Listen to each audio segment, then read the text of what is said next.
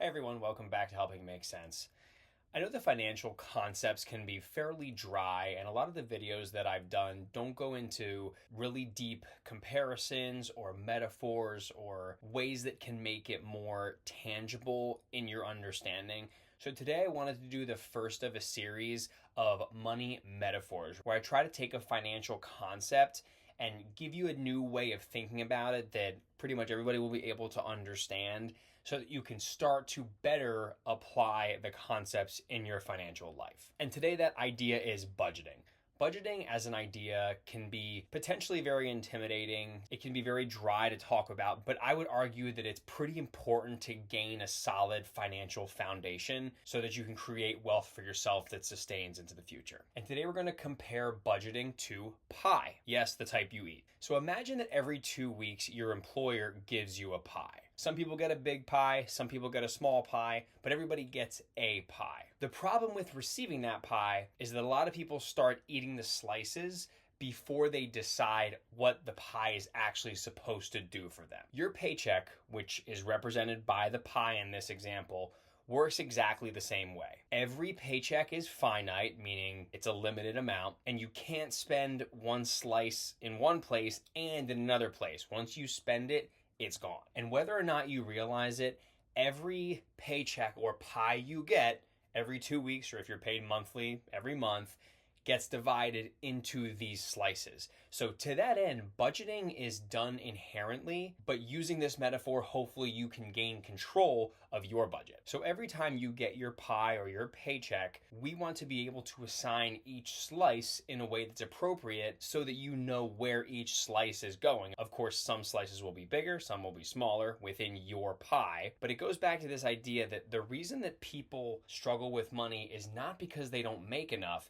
It's because they start cutting out slices and giving pies to other people to the point where when it's finally their turn to enjoy it or eat it or give a slice to a credit card company, right, or pay off another bill, there's no pie left, and that's a problem. So let's take a quick look at a high-level example. As you can see in this example, the total pie or the total money coming in, let's make the numbers even and call it $5,000. And you can see how each slice of the pie has a different amount assigned to it. Of course, housing is going to generally be likely the largest expense in each individual's pie. And again, this is high level, right? You probably have a lot more slices, albeit much smaller slices, that would be in your pie. One thing I do want to call out here, though, is that you can see that this pie has a $750 savings slice. The reason that's important is that this pie has been cut up before it's been eaten or given away. Rather than trying to go through your whole pie every 2 weeks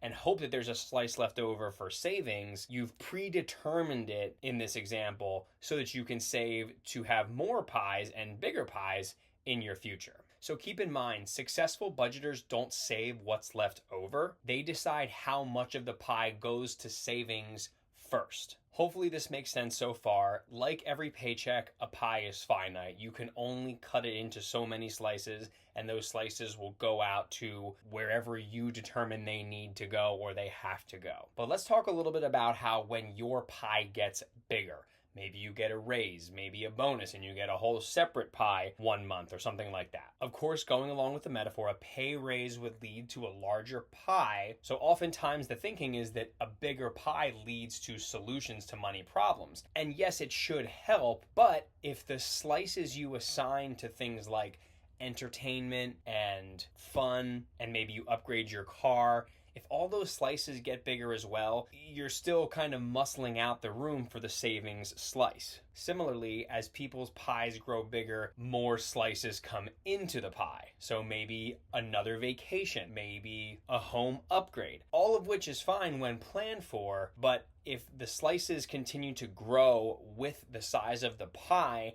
and you're neglecting the savings element of your pie, you're not going to create yourself pies in the freezer for the future.